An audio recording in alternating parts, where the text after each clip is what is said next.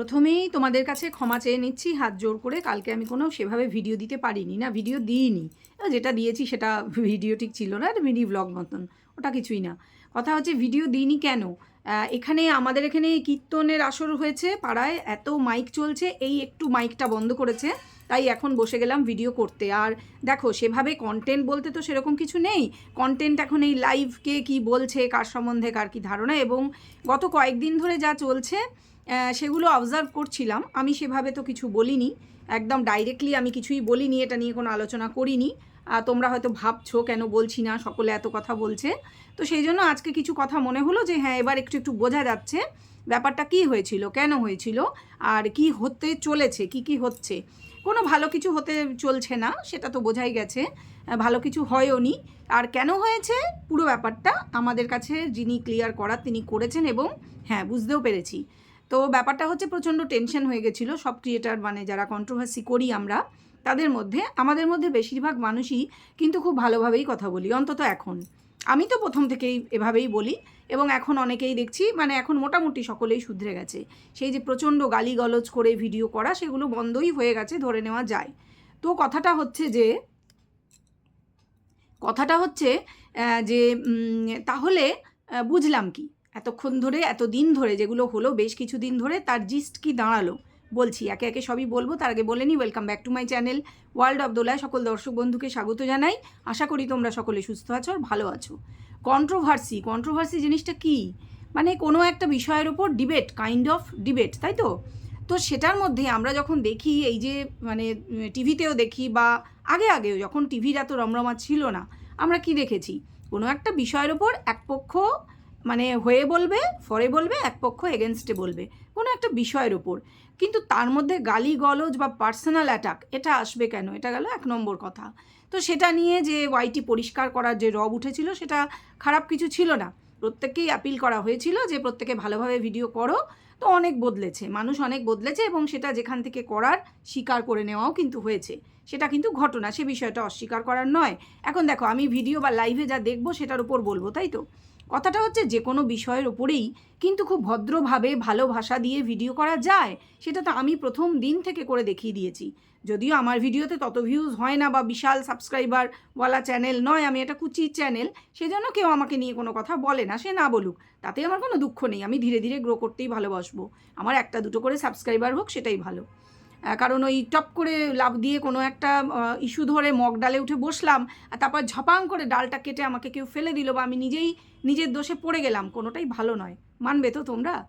কথাটা হচ্ছে যে তাহলে আমরা এবারে পয়েন্টে চলে আসি, যে গত কয়েকদিনে কি দেখলাম। প্রচুর লাইভ দেখলাম আমরা, যে যিনি আর কি চাইছিলেন সব পরিষ্কার করতে, তার লাইভ তো দেখছি, এবং খুব টেনশানেও হয়ে গেছিলো, কারণ তিনি একটু কড়াকড়ি করেছিলেন। কারণটা কালকে বোঝা গেল, কড়াকড়ির কারণটা, এবং বিশেষ কিছু মানুষের নাম তিনি নিয়েছেন, যদিও টোটালি এগ্রি করা যায় না। আমি এক্ষেত্রে বলবো যে দুজনের নাম নেওয়া হয়েছে, যে তাদের জন্যই সব কিছু হয়েছে, না তৃতীয় জনও আছে, সেটা অস্বীকার করার নয়। সে বুঝে না বুঝে করেছে, কি করেছে, তার কাছে যেটা মজা মনে হয়েছে, প্রত্যেকের, এদের সবার কাছেই হয়তো, বা এদের দর্শকদের কাছেও সেই মুহূর্তে সেই ভিডিওটা যে কথাগুলো সে বলছে, সেটা গালিয়ে দিক বা পার্সোনাল অ্যাটাক করে বলুক, বা এটা ছিঁড়ে নেব, ওটা কুচিয়ে দেবো, এই ধরনের প্রাইভেট পার্টস নিয়ে বা যে কোনো কিছু নিয়ে বলুক, তাদের কাছে হয়তো মজা মনে হয়েছে, বা সেই মোমেন্টে তাদের দর্শকরা হয়তো এনজয় করেছে। যে কিন্তু এই কালচারটা যে খারাপ, সেটা এতদিনে হয়তো প্রত্যেকেই রিয়েলাইজ করেছে।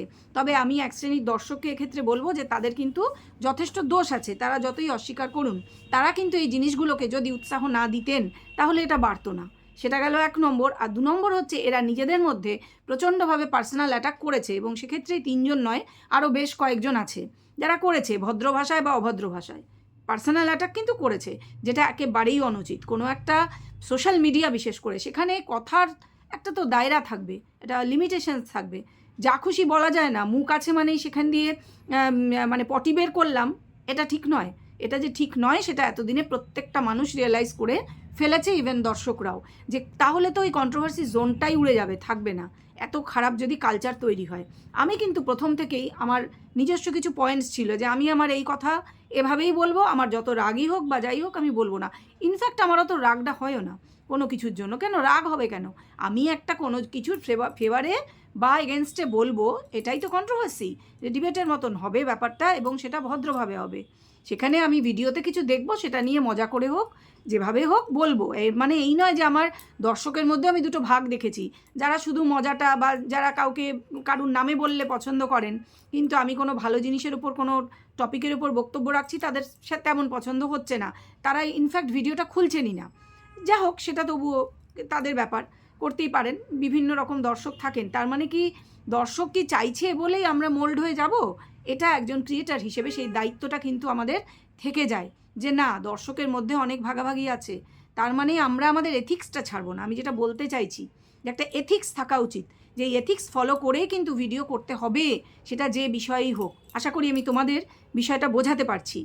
তো কথা হচ্ছে যে যা বোঝা গেল যে কিছু একটা গণ্ডগোল যে কোনো ব্লগার হোক বা যাই হোক, তার যে অ্যাডভাইসার, তিনি কিন্তু সেই ব্লগারের দোষ দেখবেন না, যদি দোষ থাকেও বুঝতে পারলেও তিনি আড়ালে বলেছেনও, তিনি ইনফ্যাক্ট বলেছেনও যে আমি আড়ালে বলেছি। সেটাই উনি, যারা পার্টিকুলারলি একজন বা দুজন, আসলে উনি তাদেরকেই মিন করেছেন, কড়াকড়িটা তাদের প্রতি করেছেন। আমরা সবাই মানে অবাক হয়ে গেছি, হকচকিয়ে গেছি যে কি হলো, আমরা কি দোষ করলাম? আসলে আমরা কোনো দোষই করিনি, যারা অলরেডি ভদ্র ভাষায় ভালোভাবে ভিডিও করি এবং ভিডিও টু ভিডিও করি। ইনফ্যাক্ট কথাটা হচ্ছে যে তাদেরকে বোঝানোর জন্য উনি খুব কড়া হয়েছিলেন, এবং একদিকে ভালো হয়েছে, কারণ তারা বুঝেছে, এবং উনি এটাই বোঝাতে চেয়েছিলেন যে আমি যেমন, আমি দোষ আমি কি দেখতে পাচ্ছি না? দোষ থাকলে আমিও দেখতে পাচ্ছি, তাকে আড়ালে বলছি। আর তোমরা যারা যথেষ্ট পরিমাণ টাকা রোজগার করছো এবং মুখে বলছো যে আমার ভাই, অথচ পাবলিকলি তাকে কিন্তু অপমানও করছো, তার আজকে ভালো গুণ বলছো, পরের দিনই দোষ ধরছো। উনি কিন্তু পরিষ্কার করেছেন এগুলো। তো কথাটা যে মিথ্যে তা নয়, কিন্তু কথাটা সত্যি। হয়তো আমরা কেউই এটা বুঝতে পারিনি এবং ওরাও বোঝেননি, আজকে হয়তো গিয়ে বুঝতে পারছেন, কারণ ওদেরকে যখন পাবলিকলি অপমান করে লাইভের মধ্যে বলা হচ্ছে, শোনা গেল, কালকে জানা গেল যে তারাও বলেছে আপনি এরকমভাবে পাবলিকলি, আমাদের একটা মান সম্মান আছে, আপনি এটা করবেন না, আমাদের আলাদা করে বলবেন। ঠিক, এটা উনিও বলেছিলেন। যাই হোক, সেটা তাদের পার্সোনাল ব্যাপার একদম, কারণ আমরা যারা এইভাবে ভিডিও করি, বা আমি নিজের কথা বলবো, আমি কিন্তু এইভাবে কোনো অপমান করে, কাউকে কোনো দিন কোনো প্রমাণ ছাড়া, কারোর চরিত্র হনন করে কোনো দিনই ভিডিও করিনি, না ওই ছেলেটির, না তার ওয়াইফের, কারুর না। আমার প্রতিটা ভিডিওতেই কিন্তু তার প্রমাণ আছে। আমি যার দোষ দেখেছি বলেছি, কিন্তু সেটাও খুব সফট ম্যানারেই বলেছি, কারণ প্রত্যেকেই মানুষ, দোষে গুণেই মানুষ, তারা ভুল করছে, দোষ করছে, বলা কেন যাবে না? বলা নিশ্চয়ই যাবে, কিন্তু তারও একটা বলার ধরন আছে। আর ওই যে কথাগুলো বলা হলো, অতিরিক্ত ঘনিষ্ঠতা, কারণ তারা ফোনে কানেক্টেড ছিলেন। আমার কাছে যেমন না আছে কোনো ব্লগারের ফোন নাম্বার, না আমি তাদের সাথে পার্সোনালি যুক্ত। আমাকে বলতে হলে তাদের দোষ গুণ যাই বলি, আমাকে কিন্তু আমার ভিডিওতেই বলতে হবে, এবং আমি যেটুকুন টাকা রোজগার করি সেটা আমার এই কথাটা আমার ভিডিওতে বলে, কথাটা বিক্রি করে উকিলদের মতন, সোজা কথায়, আর কোনো কিছু না। আমার কোনো পার্সোনাল রিলেশনশিপ না আমি বিল্ড করতে এখানে এসেছি, না আমি বিল্ড করেছি, না আমি ভেতর থেকে খবর বার করে বলেছি কোথায় কোর্টে কী কেস চলছে, তার কী আপডেট, না আমি বলতে পারিনি, আমার ভিডিও তত করতে পারিনি। সেজন্য তারা যেমন করেছেন তাদেরকে শুনতেও হবে, এটা ঘটনা, এটা কিন্তু অস্বীকার করার নয়। আর বাকি রইল যে দুজনের জন্যই হয়েছে নোংরা, আমি সেটা মানি না, কারণ আমি যখন অ্যাজ এ ভিউয়ার আমি দেখি, তখন আমি কিন্তু প্রত্যেকের মুখ থেকেই গটার, যাকে বলে নোংরা ড্রেনের মতন কথা বেরোতে শুনেছি। হ্যাঁ, হয়তো কাউকে ভালোবেসেছি, ভালো লেগেছে, সরলতা মনে হয়েছে, জানি না কতটা সত্যি কতটা মিথ্যে, কারণ এখন যা পরিস্থিতি ওয়াইটির, কাউকে বিশ্বাস করতে পারছি না। যথেষ্ট প্রমাণ পাবো তবেই বিশ্বাসের প্রশ্ন, বোধহয় আর কোনো দিন বোধহয় বিশ্বাস করতে পারবো না। ঠিক যেরকমটা 90% দর্শকেরও হয়েছে, আমার মতো একই রিয়াকশন, যেহেতু আমিও কিন্তু একটা টাইমে দর্শক ছিলাম। আজ থেকে 1.5 বছর আগে আমি শুধু দর্শক ছিলাম।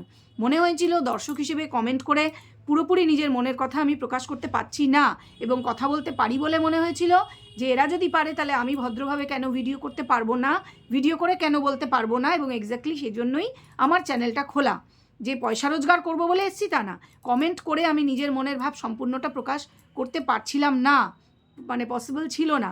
সেই জন্য চ্যানেল খুলে আমি ভিডিও করেছি, কিছু পয়সা আসছে সেটা এক্সট্রা ব্যাপার। কথাটা হচ্ছে আমার অত পয়সা কিছু আসে না, আমি আলোচনা করেছি সেটা। যাই হোক, সেটা যার যার ক্রিয়েটারের কিছু পয়সা তো আসবেই, কারণ ইউটিউব মনে করেছে আমাকে তাদের পার্টনার করা যেতে পারে, আমি তাদের পার্টনার হওয়ার যোগ্য, তবেই তারা আমার চ্যানেলটা মনিটাইজ করেছে। সেটা ইউটিউবের সঙ্গে আমার একদম পার্সোনাল ব্যাপার, তার মধ্যে কেউ আসে না। তো এগুলো গেল ব্যাপার, যে আমরা কি বুঝলাম এতদিন ধরে, কি দেখলাম, এই এত লাইভ এত ভিডিও, এর মধ্যে থেকে যা বেরিয়ে এলো সেটাই বললাম। আশা করি ভবিষ্যতে প্রত্যেকটা ক্রিয়েটার এই কথাটা মাথায় রাখবে, যে ভদ্র ভাষায় যদি অ্যাটাকও করতে হয়, সেটা ভদ্র ভাষায় করা যায়, তার জন্য একটা অনুশীলনের প্রয়োজন। তার জন্য একটা ভদ্রভাবে আমি করব ভিডিও, আমি কাউকে অ্যাটাক করব না, এই মেন্টালিটির প্রয়োজন এবং সেটা মনে রাখাটা আরও বেশি প্রয়োজন। কারণ এই ভিডিওগুলো কিন্তু কোনো সময় হতেই পারে আমাদের ঘরের বাচ্চার হাতে পড়লো, কারণ আজকাল সব বাচ্চার হাতেও স্মার্টফোন। কোনো বাচ্চা যেন তার বাবা মা বা মাসি পিসি কাকু কাকিমা তাদেরকে দেখে না ফেলে তারা মুখ দিয়ে নোংরা ভাষা বের করছে। তাহলে সেই বাচ্চাটাকে যখন ভবিষ্যতে সেই বাবা মা বা কাকু কাকিমা বা পিসি পিসিমশাই যখন বলবে, ওরে তুই এটা করবি না, এটা করতে নেই, বা ওটা বলিস না, এটা বলতে নেই, কি করে বলবে? সেই বাচ্চাটি উল্টে প্রশ্ন করবে না যে তোমাকে তো আমি দেখেছি তুমি অনলাইনে বসে বসে ভিডিওতে নোংরা নোংরা কথা বলেছো। ঠিক বলছি তো বন্ধুরা? এটাই কিন্তু আমাদেরকে কিন্তু নেক্সট জেনারেশনকে ফেস করতে হবে এবং এটা মাথায় রেখে প্রত্যেকের উচিত নিজের সেফটির কথা শুধু নয়, সমাজের সেফটির কথাও শুধু নয়, নিজেদের বাচ্চার ভবিষ্যৎ তাদের কথা মাথায় রেখে সংযত হওয়া, যেটা আমার মনে হয় কড়াভাবে উনি বলতে চেয়েছেন। যাই হোক, আশা করি বোঝাতে পেরেছি এই ব্যাপারগুলো। এইবার আসি ভিডিওর প্রসঙ্গে। যে বাংলাদেশের সঙ্গে ভারতবর্ষের আগাগোড়া কিন্তু যতদিন শেখ হাসিনা ওখানে ছিলেন ভালো রিলেশন ছিল। আমরা দেখেছি বাংলাদেশে একটা খুব বড়সড় রাজনৈতিক পরিবর্তন এসছে এবং তার ফলে রিলেশন অল্প করে হয়তো ডিটোরিয়েট করেছে, কিন্তু তার মানে এই নয় যে যা দেখানো হচ্ছে রাজনৈতিকভাবে পুরোটা সত্যি। আগে আমি এটা বলে নিলাম, তার কারণ যতটুকুন রাজনীতি দেখেছি বা বুঝেছি তাতে এটাই মনে হয়েছে যে আমাদের যে ভারতবর্ষের কিছু বৈদেশিক কিছু আইন আছে, আমি বলতে চাইছি ইন্টারন্যাশনাল যে লগুলো বা ইন্টারন্যাশনাল রিলেশনশিপ বেটার বলা ভালো, সেখানে আমাদের যে উদার বিদেশ নীতি, উদার অর্থনীতি সবটাই আমরা ফলো করি এবং সেটা ফলো করে আমাদের কিন্তু বাংলাদেশের সাথে বাংলাদেশের আভ্যন্তরীণ যা ঘটনা ঘটছে এবং হ্যাঁ সেখানে হিন্দু নিধন যেগুলো শোনা যাচ্ছে, যতটা হাইপ তোলা হয়েছে সেটা কিন্তু ততও বেশি নয় বলে আমার যতদূর নলেজ হতে পারে, আমি ভুল, ততটা বেশি নয়। কিছু কিছু পকেট এরিয়া আছে যেখানে হয়েছে, কেন হয়েছে কী হয়েছে সেগুলো একদম ইন্টারনাল ব্যাপার, ঠিক আছে, এবং আইনের ব্যাপার, তাদের দেশেরও আভ্যন্তরীণ আইনের ব্যাপার, আইনত সেই কেসগুলো চলছে যেগুলোর বিষয়ে আমাদের কারোরই কথা বলা আমার মনে হয় উচিত হবে না। এবং সেটাকে কেন্দ্র করে এবং আরও এই রোহিঙ্গা ইত্যাদি কেন্দ্র করে যে বিভিন্ন ক্রিয়েটারের মধ্যে অশান্তি ঝামেলা হচ্ছে, কথার চাপানুতর, কিছু উল্টোপাল্টা কথারও চাষ হচ্ছে যে ওই সাইটে গিয়ে দেখে নাও অমুক হচ্ছে তোমাদের দেশের, আমার মনে হয় এগুলো এখানে স্টপ হওয়া উচিত। কারণ এইভাবে নোংরামি বাড়বে বই কমবে না, আমার কিন্তু এটা মনে হয়। একটা কথা বলি, আমরা প্রত্যেকেই তো অ্যাডাল্ট, আর প্রত্যেক দেশেই কিন্তু ভালো দিক যেমন আছে না, কদর্য দিকও আছে, সব দিকেই সব দেশেই আছে। তার মানে এই নয় যে সেই ঘাঁটাঘাঁটি করে নোংরাগুলো আমরা এখানে খুব বেশি ভালো পরিবেশ তৈরি করতে পারবো ওয়াইটিতে। এমনি কন্ট্রোভার্সি জোনের অবস্থাটা ভালো নয়। আমি চাইবো সেটাকে প্রত্যেকটা কন্ট্রোভার্সি ক্রিয়েটার দায়িত্ব নিয়ে প্রতি মুহূর্তে প্রতিটা ভিডিও করার সময়, প্রতিটা লাইভ করার সময় তারা যেন মাথায় রাখে যে কিছু কিছু এরিয়া আছে যেগুলো আমাদের ছেড়ে গিয়ে কথা বলা উচিত। তার মধ্যে প্রধান হচ্ছে রাজনীতি, রাজনৈতিক বিষয়গুলো রাজনীতির মধ্যেই থাক। তার জন্য আমরা যাদের প্রতিনিধি সাব্যস্ত করে দেশের পার্লামেন্টে বা বিধানসভায় পাঠিয়েছি তারাই সেগুলো আলোচনা করুন এবং আমাদের আন্তর্জাতিক এবং বৈদেশিক যে নীতি আছে সেগুলো দেখার জন্য আমাদের মিনিস্ট্রি রয়েছে, মিনিস্টাররা রয়েছেন, তারাই সেগুলো দেখুন। আমাদের মতন খুচরো খাচরা কন্ট্রোভার্সি ক্রিয়েটাররা আমার মনে হয় এই বিষয়গুলোর থেকে দূরে থাকা বেটার হবে। কারণ এগুলো নিয়ে এই জোনটাকে আরও বেশি নোংরা করে ফেলা বা নিজেদের মধ্যে কাদা ছোড়াছুড়ি করলে সেটা কোনো ভালো কিছু কাউকে কিন্তু দেবে না। হয়তো দুটো ভিডিও করে দুটো টাকা আসবে, কিন্তু জিনিসটা খুব খারাপের দিকে যাবে, সম্পর্ক নষ্ট হচ্ছে, ভালো সম্পর্কগুলো নোংরা হয়ে যাচ্ছে, নষ্ট হয়ে যাচ্ছে দেখতে পাচ্ছি, সেগুলো কিন্তু কাম্য নয়। প্রত্যেকেই বুদ্ধিমতী বুদ্ধিমান, আশা করছি প্রত্যেকে নিজের দায়িত্ব নিয়ে কাজ করবে। এবার বলি যে বাংলাদেশের যে ভাই, সে কিছু ক্লিপিং দেখাচ্ছে আমাদের, সে কিছু ছবি দেখাচ্ছে। আমার মনে হয় আমাদের কারোরই এই বিষয়গুলোতে এই মুহূর্তে কমেন্ট করাই উচিত না।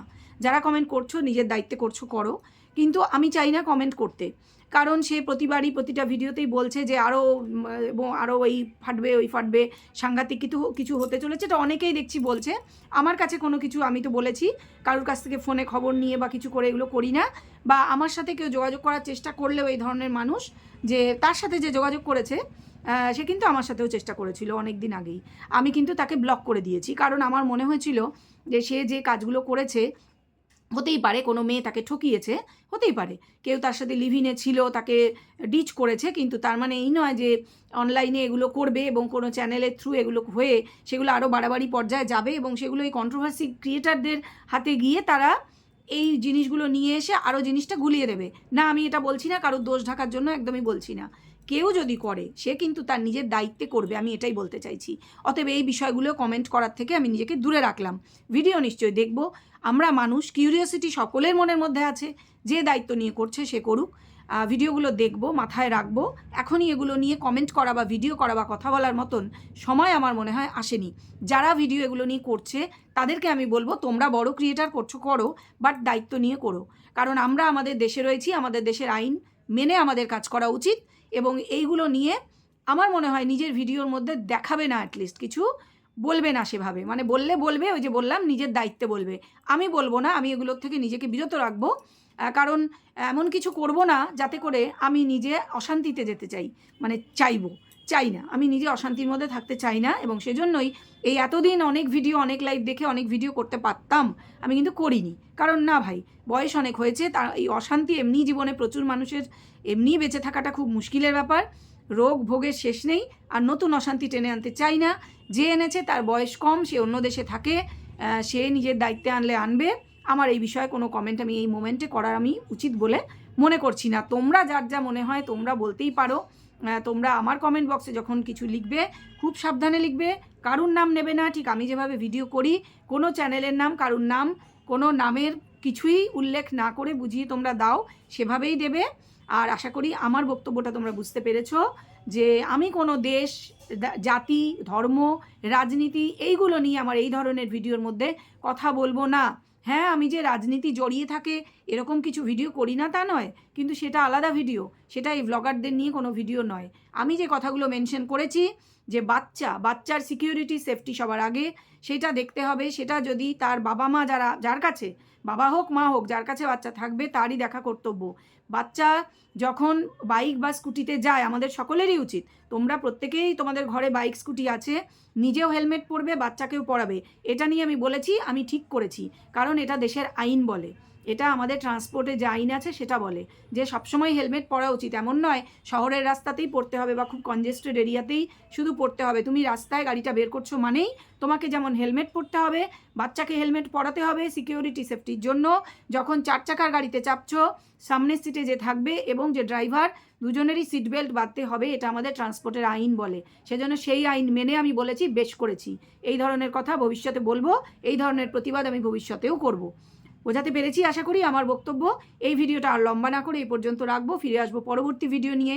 এই ভিডিও কেমন লাগলো অবশ্যই জানাবে, কমেন্ট, শেয়ার, সাবস্ক্রাইব এগুলো করবে, কারণ আমার ভিডিওর মধ্যে যথেষ্ট ভালো মেসেজ আমার মনে হয় আমি দিতে পেরেছি। আর হচ্ছে লাইক তো করবেই, তোমরা তো আমাকে ভালোবাসো বলেই তো লাইক করো। প্রত্যেকে একটা করে লাইক করে দেবে। চলো ফিরে আসবো নেক্সট ভিডিও নিয়ে, সবাই ভালো থেকো, সুস্থ থেকো। এখন আসি তাহলে, টাটা।